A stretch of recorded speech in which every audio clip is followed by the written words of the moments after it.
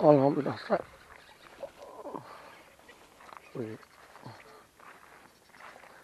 benda ni. Bismillah. Weh, boleh tahan. Oh, saiz. Alhamdulillah.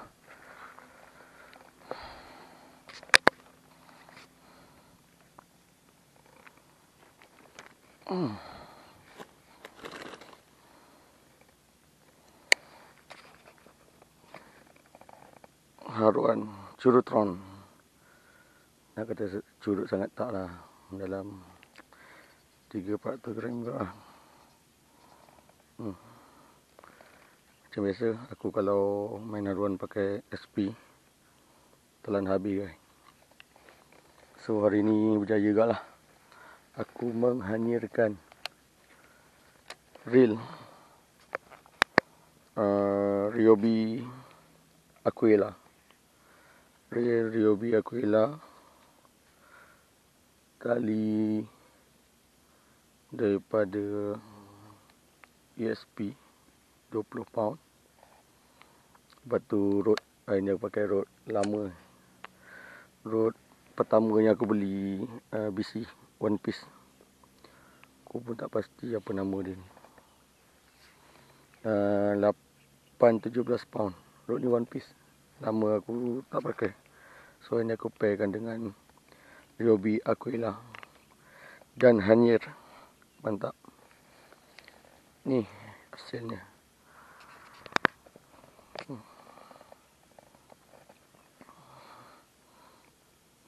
Okey, kita try lagi. Kod-kod masih ada kan.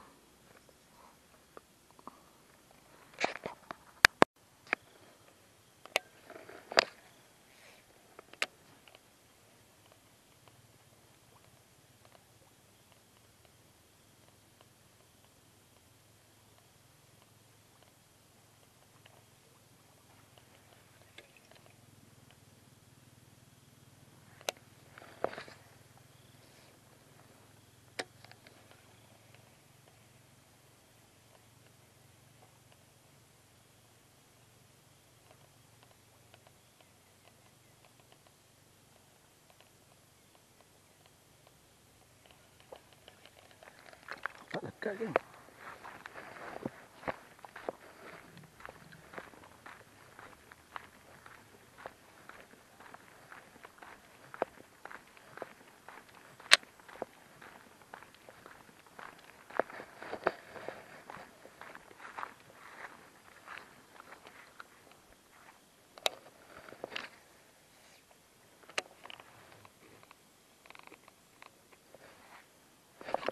Oh, strike.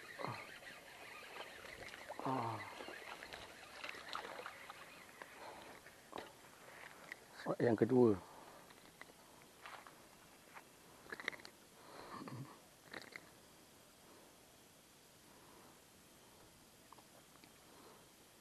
Tepi jalan je geng. Spot tepi jalan je. Dengan apa? Dengan ada kawat duri lagi. Mungkin untuk elak lembu ni.